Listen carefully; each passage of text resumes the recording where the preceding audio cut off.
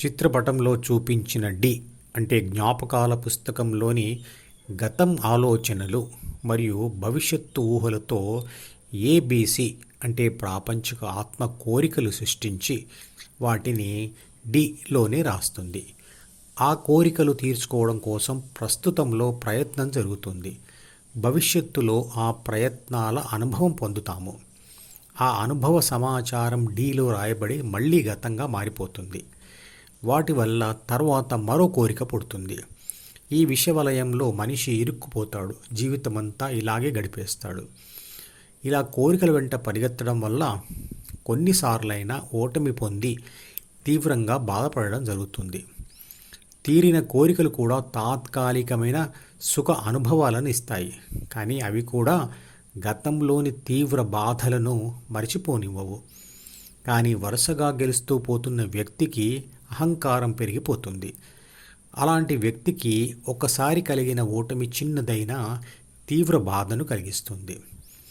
ప్రాపంచిక నేను అంటే ప్రాపంచిక ఆత్మ 5 కిటికీలు అంటే 5 జ్ఞానేంద్రియాలు మాత్రమే ఉండి తలుపులు లేని ఇంట్లో అంటే శరీరంలో ఉంటుంది. తలుపులు లేని ఇల్లు అని ఎందుకు అంటున్నాను అంటే ప్రాపంచిక నేను లేదా ప్రాపంచిక ఆత్మ శరీరాన్ని విడిచి బయటికి వెళ్ళలేదు. కాబట్టి ఎలాగైతే సెల్ ఫోన్లోని విద్యుత్ శక్తి సెల్ ఫోన్ను వదిలి బయటికి వెళ్ళలేదో అలాగా ఆ నేను ప్రాపంచిక నేను 5 కిటికీల ద్వారా లోనికి ప్రవేశించిన బాహ్య ప్రపంచ సమాచారంను అనుభవించి అనుభవసారాన్ని ద్వితీయ మనసులో అంటే జ్ఞాపకాల పుస్తకంలో సమాచారం మరియు సూచనలుగా రాస్తాను.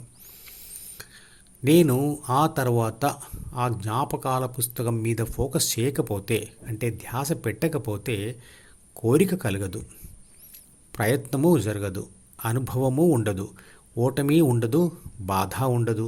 అంతేకాదు ఆత్మ అహంను అంటే సిను మరియు బాధ్యతల పుస్తకంను అంటే బీను కూడా వదిలివేసి ఒంటరిగా ఉంటూ తానే విశ్వశక్తి అని గ్రహిస్తుంది.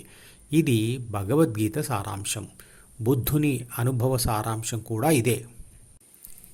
టెక్నాలజీతో అనుభవాల సంఖ్య పెరుగుతుంది. పూర్వంలో ఫోన్ లేదు, టీవీ లేదు, సినిమా లేదు, కారు లేదు. అవి ఇప్పుడు ఉన్నాయి కాబట్టి వాటిని పొందడానికి మరియు ఆ అనుభవాల కోసం డబ్బు కావాలి. దానికోసం పరిగెడతాము. దొరికితే శారీరక సుఖం పెరిగి అహం పెరిగి మానసిక శాంతి తగ్గుతుంది. దొరకకపోతే శారీరక సుఖం రాకపోగా ఉన్న ప్రశాంతత కూడా పోతుంది. వస్తువులే కాదు, కోరుకున్న గుర్తింపు ప్రేమ దొరకకున్న బాధే. అంటే మన సంతోషాన్ని మనమే చుట్టూ ఉన్న మనుషుల వస్తువుల చేతులలో పెడుతున్నాం. ప్రతి వస్తువు పనిచేస్తూ ఉన్నప్పుడు మనకు సుఖాన్ని ఇస్తూ ఉన్నా కూడా మన సమయాన్ని తన మెయింటెనెన్స్ అంటే నిర్వహణ కోసం మన నుండి లాక్కుంటుంది. కారు మొదట మనను మోసుకుంటూ వెళుతుంది. తర్వాత రిపేర్కి వస్తే మనం దాన్ని మోసుకుంటూ వెళ్ళాలి. కారు కొనవద్దని కాదు, దాన్ని కొనడానికి అశాంతి తెచ్చుకోవద్దు. వాడకంలో పరిమితులు ఉండాలి. శాంతిని ఫలంగా పెట్టి శారీరక సుఖం సాధించిన భోగి రోగి అయినప్పుడే యోగి కావాలనుకుంటాడు.